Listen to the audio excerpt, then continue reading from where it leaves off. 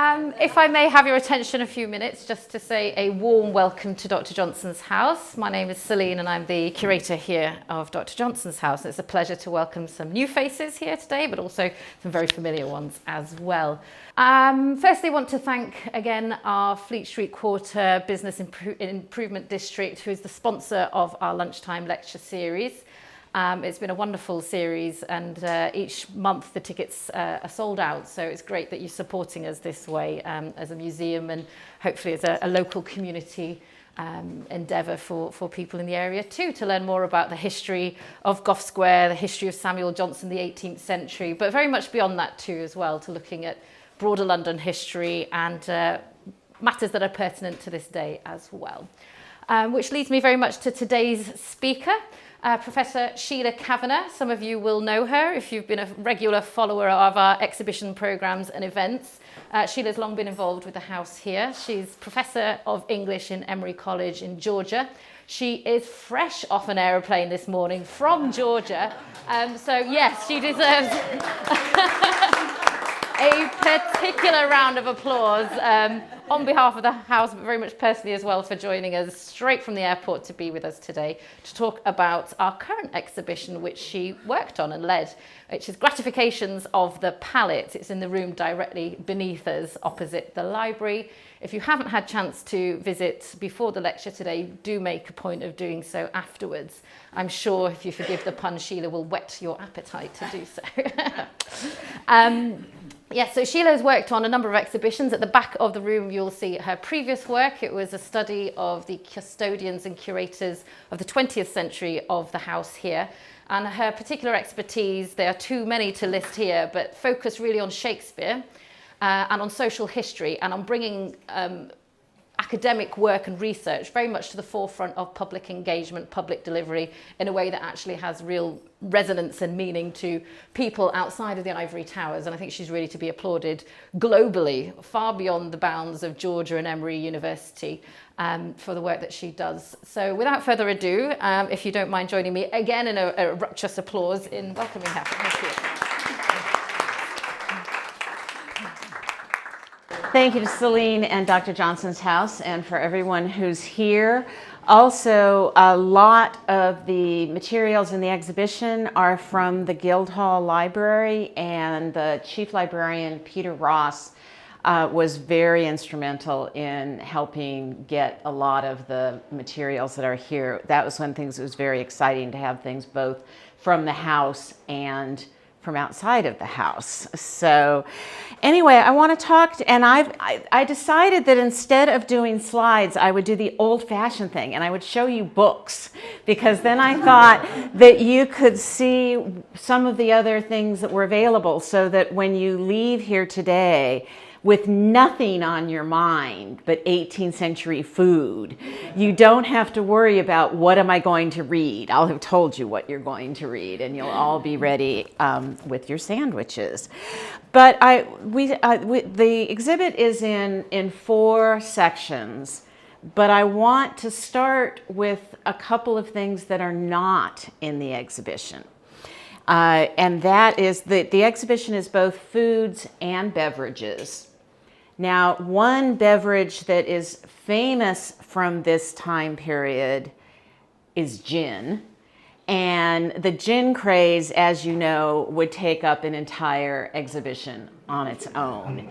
And so I thought, we'll just leave gin to the side. But there's a couple of things that I almost included, and I have some regret that I didn't. So I thought I'd tell you about them, because I had some images and I went back and forth.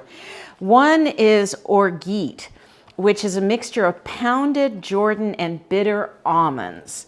They were mixed with spring water and rose water and put in a sieve until the almonds dried. What I learned yesterday, by the way, is none of my students who are very bright undergraduates have any idea what a sieve is. That's something that apparently no longer exists in their brains.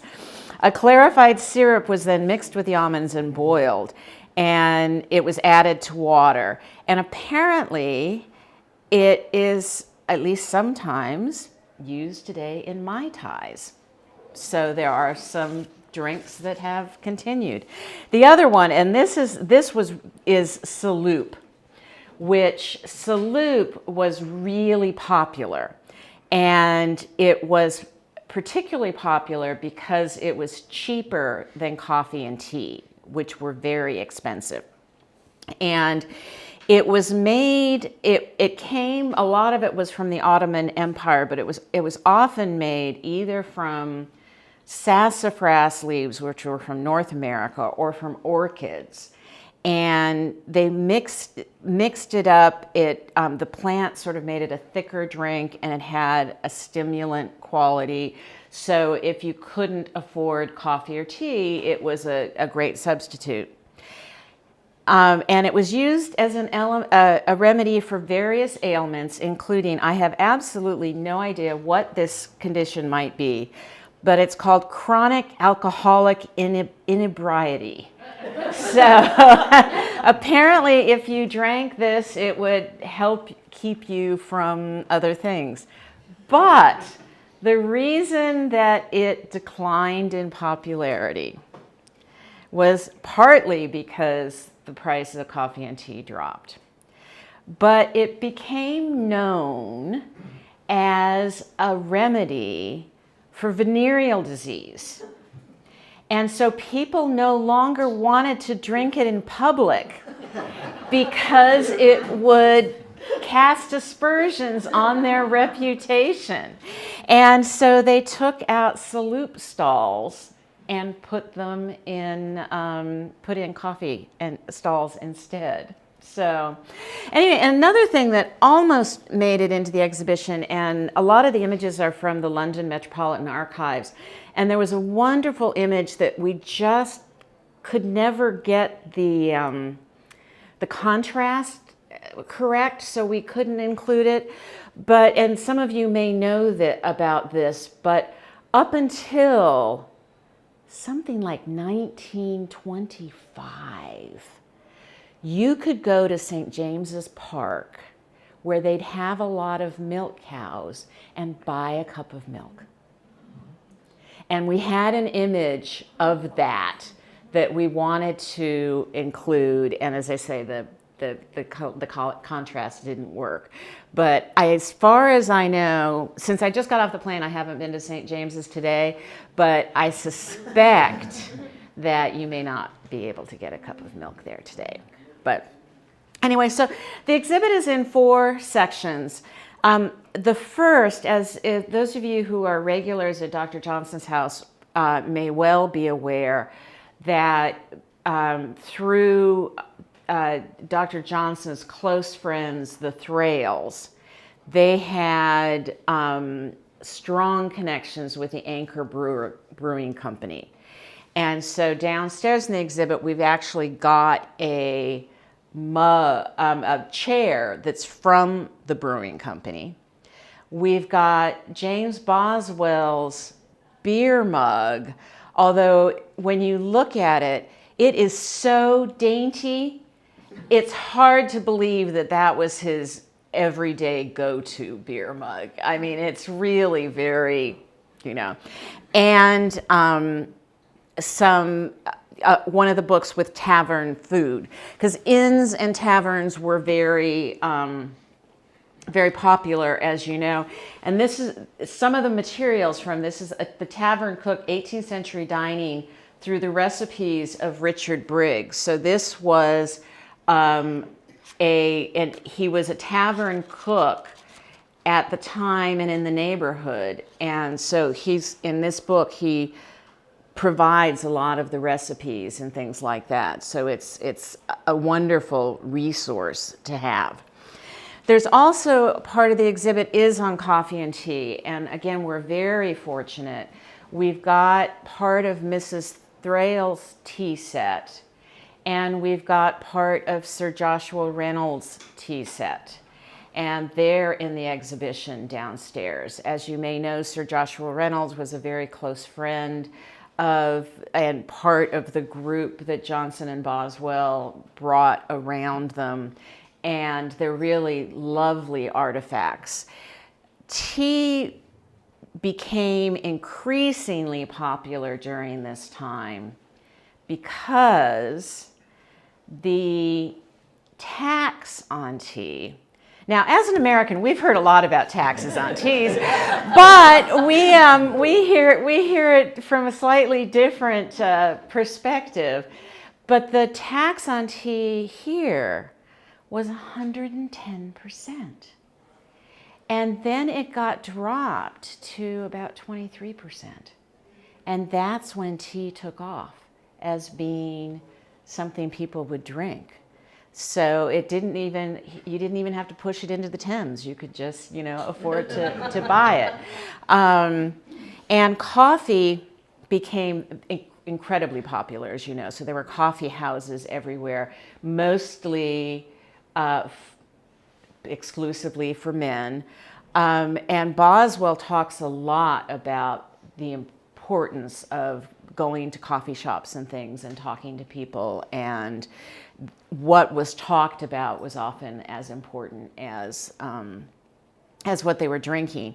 The other thing, though, and this is one of the reasons why it's really nice that we have the tea set from Mrs. Thrale and from Sir Joshua Reynolds, is because for a very long time, and many of these are Chinese artifacts, but China figured out how to make what we would now think of the iconic teacup long before anybody in Europe could do so. And it was a very complicated process that nobody could quite figure out. And so porcelain and things came in during this time, and as coffee and tea became more and more common, but that also allowed people to not just rely on China and to have our, and as you know, there's a lot of porcelain made in the UK, but that came after, or made in England, I apologize. Then there's a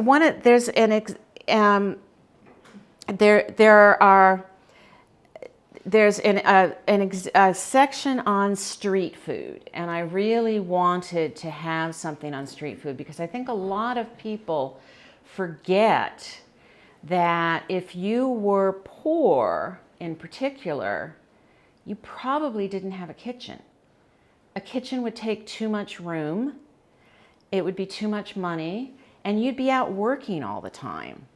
And I think that probably the most memorable reminder of that we get is from slightly later. But in A Christmas Carol, you've got Ebenezer Scrooge who picks up food that he brings home to eat. And then he also talks about that he doesn't really believe in the ghosts, that it must have been a piece of bad cheese that he picked up. But there was a lot of street food, and there's a brand new book called Street Food. If you can't remember the name, just think about the topic.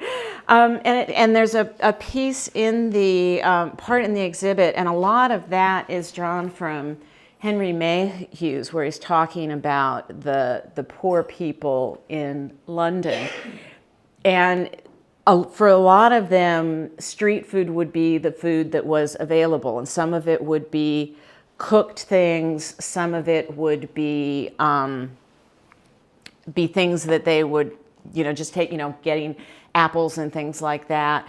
And during the day, there's a lot of the images that are in the exhibit are from the Cries of London.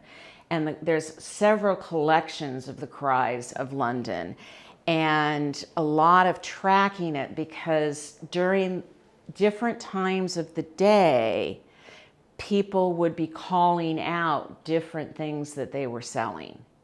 And so some of it was cooked, so you could get pea soup was very popular, or we've got an image downstairs of fritters, or other kind of baked goods, which had a dual advantage, because if they were cooking things on the street, it would be warm right where they were cooking things. And so you could not only get something to eat, but you could warm up for a moment. And you could tell what time of day it was based on what they were calling out. So the cries of London was when they were making the cries for what was available. One of the things that I include in the exhibit is, Celine said that we would gather around Hodge if the house burns down. So I hope that instead of the house burning down, that you all just say hello to Hodge on the way out. But I particularly wanted to include an oyster cellar in the Cries of London. Dr. Johnson claimed that he always bought the oysters for Hodge himself because he didn't want his staff to feel put upon by Hodge, and they wanted, and so he got them himself. But there's also some other things that are in the exhibit that, again, as those of you who know London history would know very well, but today, for example, eels were incredibly popular for a very long time, and so eels are included. Some other things like that we wouldn't necessarily have today. And then there's another section on what people ate at home and what people ate when they entertain. And there's this book here that it was published in the early 20th century, but this is James Woodford, The Diary of a Country Parson, 1758 to 1802. He wrote down every meal he ever consumed. Now, I don't know whether that's all he talked about or whether he just kept a record of it, but for something like this, it's an incredible resource. Now, if you said to your family, I'm writing down every meal I eat for the rest of my life, they'd probably have you put away. But it really is wonderful to have this because we get a real sense of what the food was, who was preparing it, who he was eating with, etc. So it really is an extraordinary resource, however quirky. Because as you may know, over time, what people eat changes. That there's going to be things where it's going to be local food that's going to be seasonal, and then as trade routes come in or as tastes change, what you're eating, and then obviously later on when different kinds of processing came in. And so it's valuable to get a sense. And you can see in the exhibit downstairs some of the things that were changing at this time. For example, the books are open to recipes that you wouldn't necessarily expect. One, going back to the coffee and tea exhibit, is we've got a recipe for coffee ice cream, which you wouldn't think that Samuel Johnson was noshing down on coffee ice cream. I don't know whether he ate any himself, but it existed. There's also recipes that we might have heard of ourselves, like kebabs, and recipes for Indian curries and things like that. So that this is a time where a lot of those things were infiltrating into the recipes. I don't know if you know anything about medieval cookbooks or early modern cookbooks, but they typically give you so little information that you sometimes wonder why bother. So it will say, add liquid. Won't tell you how much, won't tell you what liquid. Sometimes that's because the people who are, they're assuming a certain level of expertise. And sometimes it's based on what do you have around the house? So that what liquid could be, you can't let anything go to waste. So you might have today, you might have an egg white, and then tomorrow you've got some milk, and the next day you've got some ale. And so what you use depends on what's there. At this time, a lot of people were bringing in staff who were doing, so we've gone from the poorer people now to the wealthier people, of course. And the cookbooks, therefore, are incredibly detailed. They tell you everything you could possibly need to know. And what they're doing is making sure that if you have staff who are being trained or haven't been fully trained, they obviously need to be literate, or somebody who's working with them has to be literate. But it will tell you every inch of everything, of what needs to be done, in what order, etc., etc. There's also, as you see, we'll see downstairs, there are lots of cookbooks that tell you exactly how to put a meal together depending on what the season is.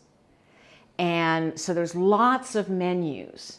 There's nothing really left to chance. You can find out wherever you are in terms of your knowledge of food. And it can be fancy food or less fancy food. You know, they still have the exotic things that are created to look like something else, you know, sort of like hedgehog cakes and all that kind of stuff. But also just step by step by step by step by step. And often they'll be presented by writers who had worked in very noble families and households and things like that. And so they'll be marketed as, you know, I worked for Lord so-and-so, and with my book, you can eat like Lord so-and-so did. So, and the one part, this is where Celine is going to shout at me, but we'll just ignore that. So there is one thing that did not get included in the exhibit, which I had wanted to include it, but someone, I don't know if you're familiar with a lexicographer named Samuel Johnson. Well, there were several female cookbook authors at this time, like Hannah Glass is one of the famous ones. And Dr. Johnson pronounced that if he wrote a cookbook, it would be the best cookbook ever. And that a woman really shouldn't write a cookbook, that he should write a cookbook. And boy, would it be the best. Now, as far as we know, he never wrote a cookbook. And so we don't know whether it's the best or not. But the other thing that you'll see downstairs is we have a number of images. So that's sort of the cases in the exhibit and then the images above the exhibit. And we're in an anniversary year for Johnson and Boswell's trip to the Hebrides. And a lot of what we're not exclusively, but what those are looking at are when they went to Scotland. And Dr. Johnson had, I wouldn't say a love-hate, but there were things he loved about Scottish food and things that he did not. And Boswell had been trying to get Johnson to go to Scotland for a very long time and was extremely excited when he went there. And in these images you learn several things. going back to tea, Samuel Johnson apparently could drink more tea at one sitting than any person on the planet. And a lot of Mrs. Boswell apparently was very gracious about that. Many of his hostesses were not. He had the proverbial wooden, empty leg that was just, and they would get very frustrated with him. But one of the things that Boswell was trying to do was Scotify his palate. And so there are some images there about that. There's also a book I don't have here, but Virginia McLean, who's done this book on culinary history, has a book about what they ate while they were in Scotland. What Johnson really liked about Scottish food was breakfast. He thought that they had, they ate more different kinds of jams and things like that. And so he thought Scottish breakfasts were just wonderful. Except people there were trying to convince him that he should have a sheep's head for breakfast. And Dr. Johnson demurred. He decided that he was not going to have a sheep's head. However, we do have a recipe for sheep's head soup. So if any of you want to try that at home, and when they have, there are often private parties that are here in the house, and Celine has assured me that if anybody wants to rent the space and serve sheep's head soup, they are very welcome. So I have to admit I've never had it, but, we had no discussion about whether we were going to serve sheep's head for lunch today. And a number of there's images of Johnson and Boswell together, and then some of the other people who are relevant, like the Thrales and such. Basically, if you're one of the people who's read much of Johnson or Boswell, you know that mealtime was incredibly important. And both the food and the conversation. And their texts are filled with discussions about where they ate, who they ate with, and who they were talking to and what they were talking about. So it oftentimes it looks as though that's kind of what they did. Went from one place to another to another. Although with Boswell, you do get a sense of his sometimes economic, precarity. Because there are times he talks about what he eats when he has money, and he talks about what he eats when he doesn't have money. And so that also runs through that. And obviously with Boswell, when he's talking about when he's out and about, there's regularly women involved, but that's a whole different exhibit that I'm not sure we'll ever do. But anyway, I'm hoping that it will interest you to get a sense. We've tried to put also a lot of information here, so that there are things that you can look at in the exhibit, but then also read about more. And that's why I thought that I would bring some of the books so that you can go off and start your own Eating with Dr. Johnson book club. And before I turn to Q&A, to let you know that Tina Baxter is here today from the Georgian Dining Academy, and the Georgian Dining Academy is hosting a tea at the house in honor of Dr. Johnson's birthday on the 17th of September. So if you want to come and drink tea, I don't know whether Dr. Johnson will arrive or not, but unexpected guests sometimes do.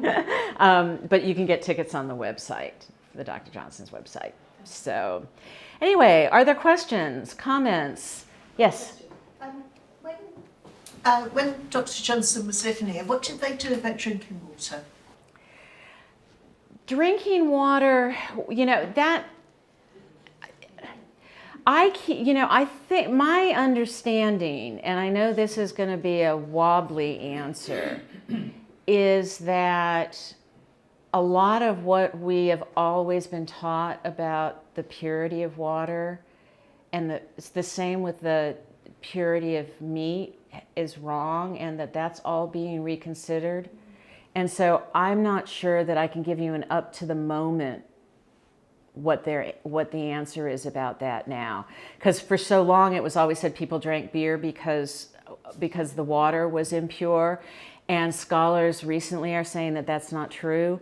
And people also said that the reason that spicy food became so popular was because it covered up the meat that had gone off. They're saying now that that's not true either.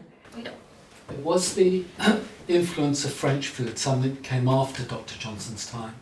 Yeah, and there's a number of the books include things from France. So, there certainly was a lot of,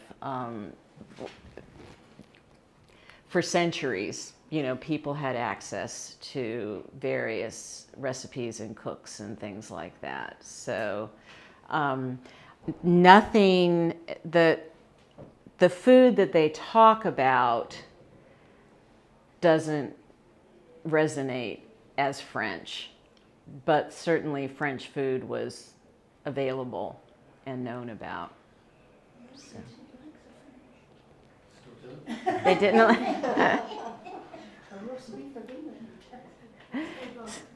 But, and again, a lot of the things, as things were changing and what became available and what people could afford, etc., shifted. And socioeconomically, I mean, the difference between what the wealthy people were eating and what the rest of the people were eating was dramatically different. But eel pie, and I don't know whether anybody, I have been trying, not full time, but I have been trying to discern whether King Charles ate any of the lamprey pie that was prepared for his coronation. And nobody's been able to verify whether he actually ate it. No, the quiche was the dish they created. But there's a tradition that a lamprey pie is prepared for the monarch. There was one made for his mother and one made for him, but nobody seems to know whether he ate it or not. But that's one of the traditions. It's there somewhere. We'll look for it. Yeah, exactly. Oh, and since the coronation was so recent, it will really be tasty.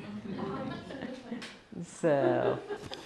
super. Well, I think unless there are any more sort of immediate questions, there's little remains to say other than an enormous thank you to Sheila for taking us through the sort of the public spheres, the inns, the taverns, the culture of dining and drinking, right through to the street food. I mean, we're all familiar with that in the very many food markets that pop up here and there, but very historic precedents for that too, and the much more domestic setting too, in terms of the wonderful exquisite recipes that might have been available to the rather more questionable sheep head soup ones, but also pointing out some of the really universal truths, like the absolute distinguishing factor of money to satisfy and gratify the palate. There is a wonderful book that Sheila will be producing very eminently. Would you remind me of the title of it, all about the subject of food and food culture? That doesn't have a title yet. Oh, okay. Yeah, A work in process. It's the other book. Watch this space. Well, I'll absolutely let you know once that's hot off the press. Question mark book launch here at the house. But thank you also for mentioning the fact that you too could join us here in Dr. Johnson's house for your very own tea party and luncheon later in September 17th. Do let myself or Tina know if you're interested in that. Otherwise, I'll just leave you with one of Johnson's food for thought. Again, my second pun of the talk, do indulge me, which was that, the cucumber, yes. Johnson said the best thing that you can do with cucumber really is to dress it, slice it, and then promptly throw it away. He, like myself, is not a fan of cucumber. But he did really mind his belly. He said, for my part, I mind my belly very much, and he who does not mind his belly will hardly mind anything else. So on that note, I hope you have enjoyed not just your luncheon lecture here with Sheila, but also the lunch that was provided beforehand. And please do have a look around the house and visit the exhibit Gratifications of the Palate below before you leave. Thank you very much for joining us today, and join me in thanking Sheila.